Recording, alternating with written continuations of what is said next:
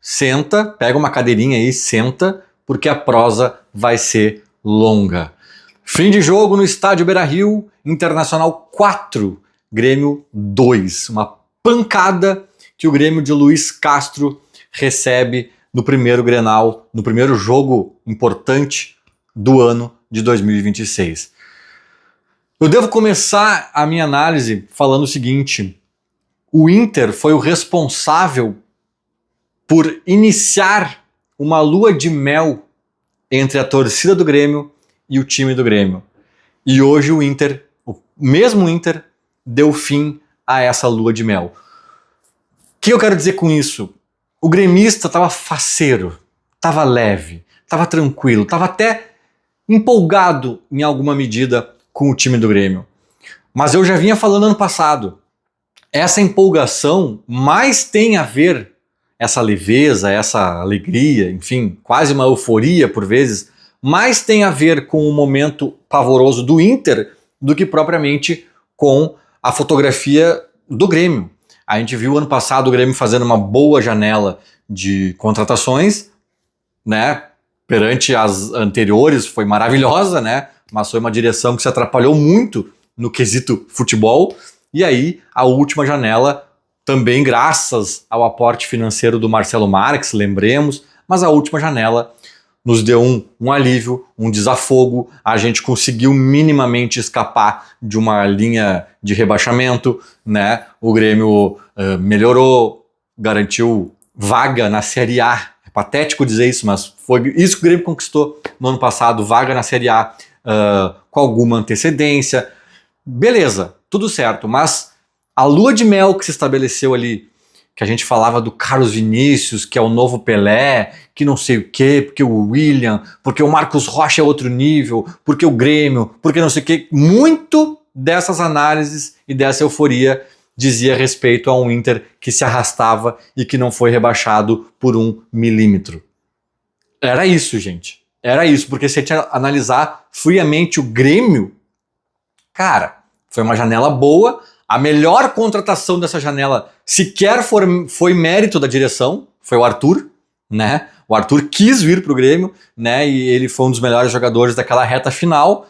O grande mérito dessa direção anterior talvez tenha sido o Carlos Vinícius, que empilhou gols, nos salvou do rebaixamento, tudo certo. Mas assim, a lua de mel estava demasiada. O Grêmio em nenhum momento ano passado mostrou indícios de que era o novo Real Madrid dos Pampas. Em nenhum momento. Em nenhum momento. E esse ano, aí com uma comissão técnica da Europa e não sei o que, e nova gestão, que obviamente dá um sopro de ânimo para todos nós, né? Porque ninguém mais aguentava a gestão Guerra, né? A gente parece que bota lenha nessa fogueira da lua de mel. A lua de mel do torcedor não começou esse ano, começou ano passado. Mas ela continuou, ela ganhou força, esperanças renovadas. E, coincidência ou não, talvez a melhor contratação dessa gestão foi um jogador que também quis vir para o Grêmio, né? O TT. Também não foi assim um grande mérito, um coelho da cartola. Nossa, achamos o novo Arrascaeta ainda na baixa. Não, o TT todo mundo já conhece, ele que quis vir e tá tudo certo. Mérito da direção em conseguir executar ali a contratação, bem como a gestão passada conseguiu viabilizar o Arthur de alguma forma. Mas E fora isso, quem mais veio? Né? O Real Madrid dos Pampas do ano passado já estava pronto? Quem chegou?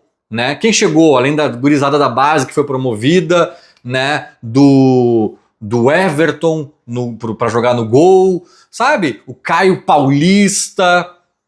Tipo assim, será que essa lua de mel fazia sentido? Será que o gremista e a imprensa, e eu alertei isso num vídeo aqui agora recentemente, será que esse favoritismo todo que estão imputando ao Grêmio faz sentido, cara? Um jogo no Beira-Rio, ainda falei, historicamente o Inter ganha mais em casa e o Grêmio ganha mais em casa, como todos os clássicos ou jogos de forma geral de times da mesma grandeza. Né? Claro que o Real Madrid contra o Alavés, talvez o Real Madrid não perca mais na casa do Alavés, mas assim, né? Times da mesma grandeza costumam ter maior sucesso dentro de casa. Às vezes até times de grandezas menores podem ter vantagem em alguns duelos dentro da sua própria casa. O fator local pesa. Mas a galera estava analisando que era o Real Madrid contra o Alavés. E se a gente quiser dizer que o Inter é o Alavés, podemos até dizer. Né? Não estou dizendo que o Inter é bom ou algo do tipo, mas estavam pintando um Grêmio que eu não estava vendo ano passado e não estou vendo esse ano. É um Grêmio lento. Um Grêmio lento. Quem é rápido no Grêmio? Né? Como o Carboneiro, como os caras do Inter que chegam e correm. O Amuzu talvez um pouco, talvez o TT queira se mostrar, mas fora isso, cara, os laterais não são rápidos, não tem ninguém rápido. O Grêmio é uma cadência, e pega a bola e um gira, o outro toca pra trás, o outro toca pro lado, não tem intensidade nenhuma. Aí chega o Inter voando, querendo mostrar serviço com a corda no pescoço de quem quase caiu ano passado. Atropelou o Grêmio, cara. Atropelou o Grêmio. E assim, uma coisa que eu falava no Gauchão 2025. E hoje eu tava aqui vendo o Grenal, trocando áudios com amigos, com meu tio, com não sei mais quem. E cara, eu falei pra alguém, nem lembro quem, de tantos papos ali que eu me envolvi, que me lembrou muito, dado momento, esse Grenal de hoje. Cara, tava 1-1, ou talvez até 2-1 pro Grêmio. E eu comentei que tava me incomodando muito a postura do Grêmio. Era um Grêmio claramente mais passivo que o Inter. Era um Inter claramente com mais ímpeto que o Grêmio. E eu lembrei do Gauchão do ano passado, cara. Que o Grêmio queria o Octa, mas o Inter estava muito mais empenhado em evitar o nosso Octa.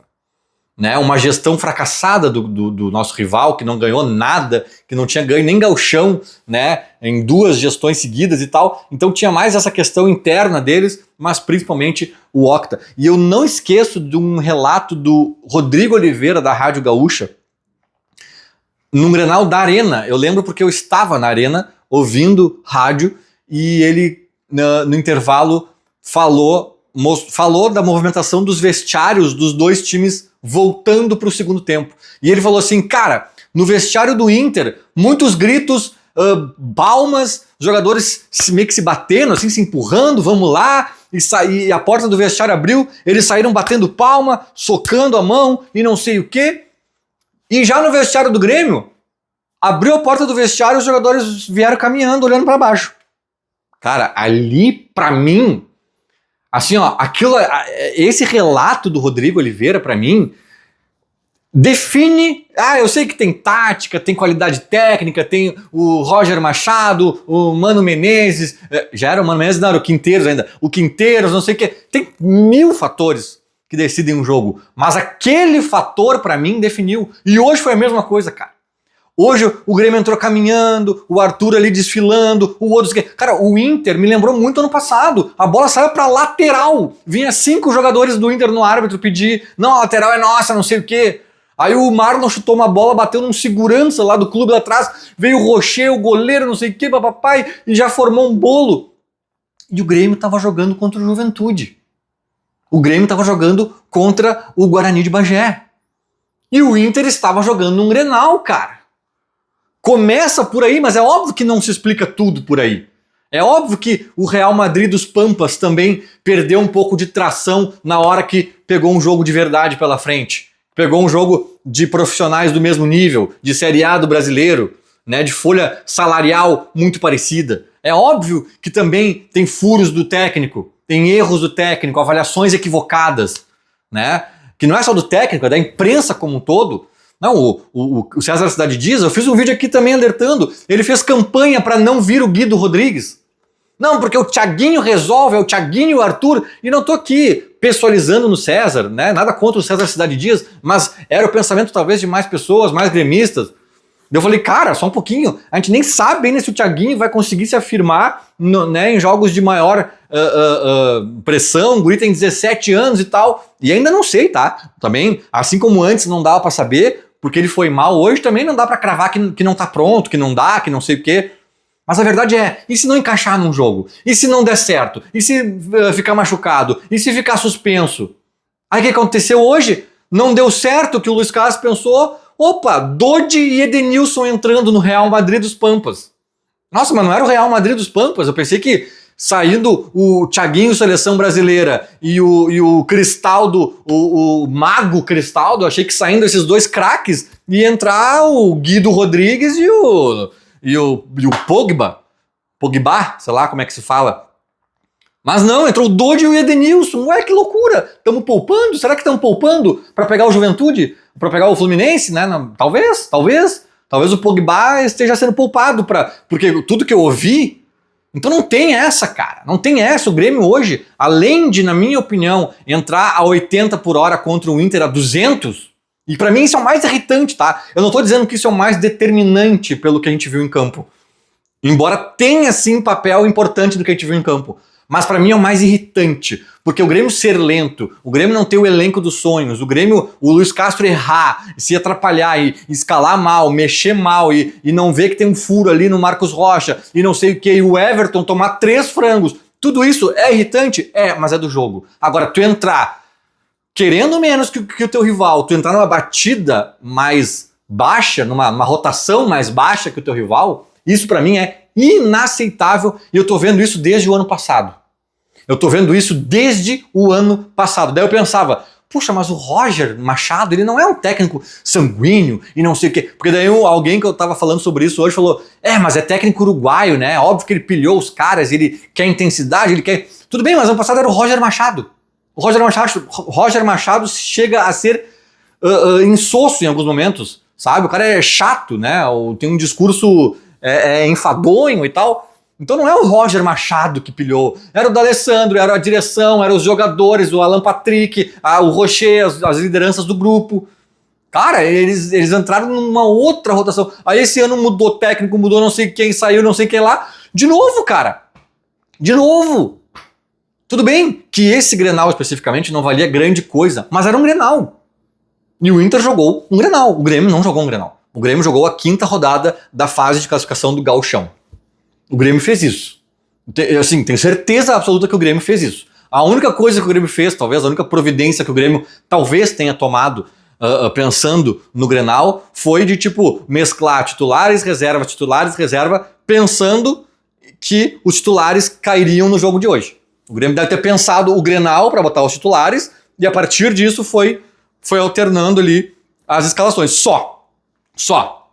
De resto, Pesolano não, o Luiz Castro não pensou no time do Pesolano especificamente, não pensou o Grenal especificamente, não entrou, assim, não, como eu digo, não deixou de dormir uma madrugada pensando no Grenal, né? Coisa que às vezes eu exijo do meu treinador. O Grêmio não teve uma mobilização diferente, não teve nada, cara. Aparentemente o Grêmio jogou a 5ª rodada do Gauchão e com todas as suas deficiências, porque se o Grêmio fosse o Barcelona, se o Grêmio fosse o Liverpool, se o Grêmio fosse, né, a seleção francesa, o Grêmio tinha atropelado o Inter hoje, mesmo jogando a 5ª rodada do Gauchão. Se o Grêmio fosse o que alguns estavam dizendo que o Grêmio era, né, a nova sensação, a 4ª força, a 3ª força do futebol brasileiro, alguns chegaram a dizer, se o Grêmio fosse isso, atropelava o Inter hoje jogando meramente uma 5ª rodada de Gauchão. Mas não, primeiro, o Grêmio não é tudo isso, e é longe de ser tudo isso, né? O Grêmio ainda é a base do time que quase caiu no passado. E o Grêmio, ainda por cima, jogou numa rotação mais baixa, né? O que eu vou dizer pra vocês, cara? Quem é que foi bem? Não, ninguém, né? Ninguém, cara, ninguém foi bem. O Everton tomou um frango, aí o Rocher retribuiu ainda, a gente, né? Eu juro pra vocês, pelo meu filho, que quando estava 2-1 pro Grêmio, eu já fico pensando, né, o que eu tô vendo do jogo, o que eu vou dizer no vídeo depois e tal. Eu tava pensando em fazer um vídeo meio deprê, se a vitória se mantivesse. Cara, ganhamos, mas não gostei. Ganhamos, mas não gostei. Né? Tipo assim, até eu ia dizer, foi merecida a vitória do Grêmio, porque no fim das contas foi um peru de um lado, um peru do outro e o Grêmio fez mais um gol, né? Em tese teria sido isso. Mas depois, cara, né, o ímpeto do Inter fez valer, a lentidão do Grêmio é assustadora, né? E aí a gente viu o Everton, cara, foi pavoroso. Eu também alertei isso, né? Olha só, num vídeo que eu fiz, tava todo mundo me xingando porque eu tava questionando, cara, a gente quer chegar no patamar do Palmeiras e tá comemorando e soltando foguete porque a gente tá contratando o refúgio do Palmeiras? Será? Será que ele não perdeu a titularidade lá por algum motivo? E assim, gente, não tô cravando que o Everton vai dar errado. Tomara que dê muito certo, pode ser que dê. Aí a minha bronca seria só que é uma solução curto prazo, né? Porque já tem uma idade avançada. Mas assim, Foi muito mal, cara. Foi muito mal. Muito mal. Se ele não tá com ritmo, se esse é o problema, se ele ainda vai engrenar, então foi um erro colocar ele nesse jogo. Tinha que ir com o Grando e espera o Everton voltar a ter ritmo. Mas, cara, ele falhou em todos os gols. Todos, assim, ó. Ou foi frango ou dava pra ter pego, sabe? Ele tomou aqueles gols que tu olha assim, se é o Volpe, tu diz assim, se a gente tivesse um goleiro bom tipo o Everton, pegava. Não pegou. Não pegou, velho. E pra mim, talvez o gol mais irritante do Inter tenha sido o de empate. É claro que o 3-2 depois, o Borré fez 2 gols em 2 minutos, né? Os 2 do Borré foram muito irritantes. Mas o segundo eu acho que principalmente porque viraram o jogo. Aí, né? E 2 minutos depois, então foi muito irritante. Mas o gol de empate do Borré, cara, o Carboneiro sai correndo na esquerda, o Marcos Rocha, ele, não é que ele não acompanhou, não é que ele não buscou o Carboneiro, o Marcos Rocha não viu o Carboneiro. O Marcos Rocha estava aqui, ó. Tem algum movimento acontecendo aqui. Talvez seja o Carboneiro correndo com a bola. Ele, assim, ó, foi pavoroso. Aí o Carboneiro chega na linha de fundo, ainda fora da área. Cara, se o Noriega vem correndo a todo gás e junta o Carboneiro ali na linha de fundo, na pior das hipóteses, o cara dá falta, era fora da área. Mas o Noriega chegou claramente travando a passada para só cercar. E eu acho que ele tinha até uma vantagem, talvez, de distância em relação ao Carboneiro, porque a bola deu uma respingada ali. Se ele chega, talvez ele chuta para lateral a bola. Ou bate-rebate no Carboneiro, sai pela linha de fundo, tiro de meta. Não, ele chegou travando a passada para não fazer a falta, talvez, sei lá, cara. E o Carboneiro só, pum, área. E aí o Wagner Leonardo, que não achou ninguém no jogo hoje também, né? E eu ouvi gente dizendo que o Wagner Leonardo vai vir para substituir o Kahneman e tal. Até agora eu não vi esse Wagner Leonardo, mas, né? Tomara que um dia eu veja. O Wagner Leonardo não consegue marcar o Borré para tirar de cabeça. O Borré bate aqui em mim, eu acho, ó. O Borré bate aqui em mim. E o próprio Everton, né? Se a gente quiser analisar aquela jogada com mais cautela, não sei se não sobra pro Everton. Porque foi na pequena área. Na pequena área, o Carboneiro cruza e na pequena área o gigante Borré cabeceia. Vencendo o Everton e o Wagner Leonardo. Cara, então assim, aí mostra a lentidão do Grêmio, a disposição do Inter, o ímpeto deles maior, né? Mostra um monte de coisa, as falhas individuais. Olha, cara, foi um jogo irritante em muitos níveis. E eu pensei em dizer aqui, e vou acabar dizendo, mas eu sinceramente não sei se eu concordo comigo, tá? Talvez seja muito querer ver o lado bom da coisa, mas eu não sei se tem lado bom.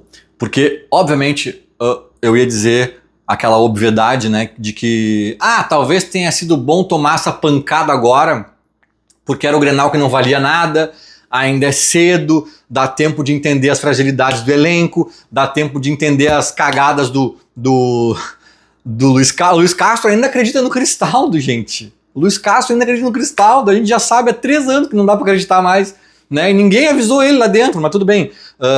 Né? Talvez tenha sido bom pro Luiz Castro ver algumas coisas que ele ainda não tinha entendido, que ele se iludiu lá jogando contra o Cerâmica, né? Então, pode ter esse lado bom. Pode ter. Né? Até falei em outro vídeo, o primeiro Milha dos Pintos, pode ser que seja isso. Que o Grêmio tomou pancada, entendeu de onde veio e numa eventual final de Grenal ou semifinal, sei lá o quê, o Grêmio pode estar mais preparado. Não sei se com reforços, né? Se vai entender que precisa de um volante, se vai entender que precisa de não sei o quê, mas no mínimo preparado animicamente, postura, Luiz Castro entendendo algumas coisas, pode ser, mas cara, foi tão feia a tunda e vindo de um time tão ruim quanto o Inter, tão fraco, assim, é um time que, cara, eles jogaram, e o técnico deles está correto, né? É velocidade e intensidade. Isso, cara, o time é ruim, velocidade e intensidade. Ganharam só fazendo isso. E o Grêmio lá, trotando, marcando meia pressão lá embaixo, girando a bolinha, tocando, papapá. Cara, sinceramente, eu não sei se o Grêmio tem elenco para entender esse baque e mudar o jogo. O Grêmio não vai conseguir ser rápido e intenso, não sei o que, eu não sei. Né? Pode melhorar algumas coisas na tática, pode melhorar a postura, os caras que tá querendo mais, né? Não adianta ficar brabinho depois. Aí o juiz apitou o final do jogo, isso é a coisa que mais me irrita.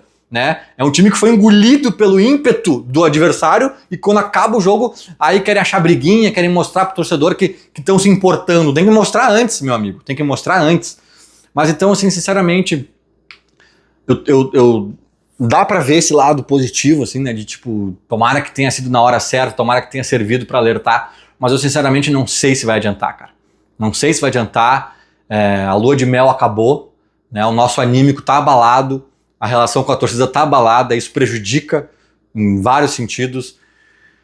E eu não sei o que a direção, o que a própria comissão técnica, o que eles vão fazer para dar a volta por cima. Porque se tivesse só perdido, joguinho parelho, truncado, duro, já ia ser ruim, né? Porque a gente estava esperando que o Grêmio, né, era favoritão, muita gente estava esperando, né? Eu não, mas muita gente esperava que o Grêmio ia amassar e tal. Já ia ser ruim. Mas não, foi o contrário. Foi o contrário. Não foi assim, uma derrotinha digna de 2-1, 1-0, jogo pegado e tal, ou o Inter um pouquinho melhor, mas 2-2 no final. Não, cara. Foi uma paulada do Inter. Que quando o Grêmio estava empatando ou até ganhando, não estava merecendo. Foi uma paulada do Inter. Então, sinceramente, não sei se essa paulada vai adiantar para arrumar nossa casa ou se vai bagunçar mais ainda. Porque bagunça, acaba a lua de mel, acaba com a confiança do torcedor, talvez abale até mesmo a confiança dos jogadores. E, cara, o Luiz Castro, que tinha todos os créditos do mundo, treinador europeu, baita campanha com o Botafogo, papapá, cara, já tem essa mancha no currículo, cara. Já tem esse Grenal na conta dele. É pra demitir, Óbvio que não. Óbvio que não. Mas, assim, já a comanda dele já tem uma anotação. Já tem uma anotação. A partir do que se desenrolar lá na frente, esse Grenalzinho aqui também pesa, também tá na balança. Então, assim, aquela leveza, aquela tranquilidade, aquela lua de mel do Real Madrid dos Pampas, acabou, velho. Acabou. Acabou. E espero que saibam usar esse término de lua de mel e de mundo da fantasia de forma positiva. Espero que usem de forma positiva. Porque se continuarem internamente, a direção, até mesmo a comissão técnica, achando que não, foi um acidente, porque não sei o quê, porque o Grêmio tem elenco, porque o Grêmio, né, foi azar, porque foi falta no Marlon, naquele gol do Borré, perdemos por causa da arbitragem e tal. Se o Grêmio entrar nessa, tamo lascado. Eu não ouvi nenhuma coletiva, assim que acabou o jogo eu já vim gravar aqui, mas tomara que não tenha nada disso. Tomara que não tenha nada disso e que a pancada sirva para alguma coisa. Oremos. Feito? Era mais ou menos isso. Falou. Abraço.